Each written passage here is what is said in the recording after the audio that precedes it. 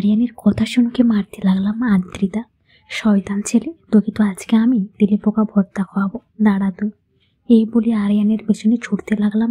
আমার থেকে বাঁচার জন্য আরিয়ানও দৌড়তে লাগলো। হঠাৎ কারোর সাথে ধাক্কা খেয়ে পড়ে গেলাম। আদ্রিতা, ও মা গো, আমার কোমর গেল।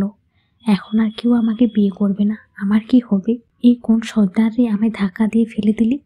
সামনে তাকিয়ে দেখি আদিল ভাইয়া রাগি চোখে দাঁড়িয়ে আছে, যেন আমায় গিলে খাবে। আমি শুকনো ঢোক গিলে ভাইয়াকে বলতে যাব, তার আগে ভাইয়া আমায় একটা ধমক দিয়ে বলল, আদিল স্টপ। তোর এখানে কি আর এইভাবে দৌড়াদৌড়ি করছিস কেন? যা সামনে থেকে বিদায় হ। আমার চোখে পানি আসলো। থেকে পড়ার আগে তা মুছতে নিলাম আর বললাম, আদ্রিতা, এই তো দেখতে চায় না, তাহলে বিয়ে করে নিয়ে এলেন কেন? আমি তো ইচ্ছে করে আপনাদের বাড়িতে আসেছি নাকি আপনি জোর করে এনেছেন? আদিল, অনেক কথা শিখেছিস তাই না? আজকে তোর কথা আমি বের করে চলো। এই বলে ভাইয়া আমায় টানতে টানতে রুমে নিয়ে দরজা বন্ধ করে দিলেন। আদিল, আপনি আমায় এখানে এনেছেন কেন? চলেন, আমায় বাইরে যাব। আদিল, পারলে যা। এই বলে ধাক্কা দিয়ে খাটে ফেলে দিয়ে আমার উপর উঠে বসলেন। আদ্রিতা, কি করছেন? ছাড়ুন আমায়। আর কিছু বলতে পারি না।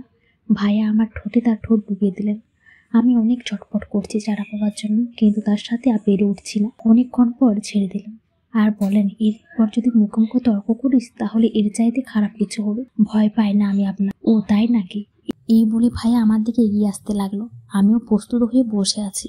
ভাইয়া এসে আমার হাত টেনে দাঁড় করিয়ে দেওয়ালের সাথে চেপে ধরলো। আমিও কম কিসে ভাইয়ের হাত একটা জোরে কামড় বসিয়ে দিলাম। ব্যথা পেয়ে ভাইয়া কিছুটা দূরে সরে দাঁড়ালেন। এই সুযোগে আমি দৌড়ে রুম থেকে বের হয়ে গেলাম।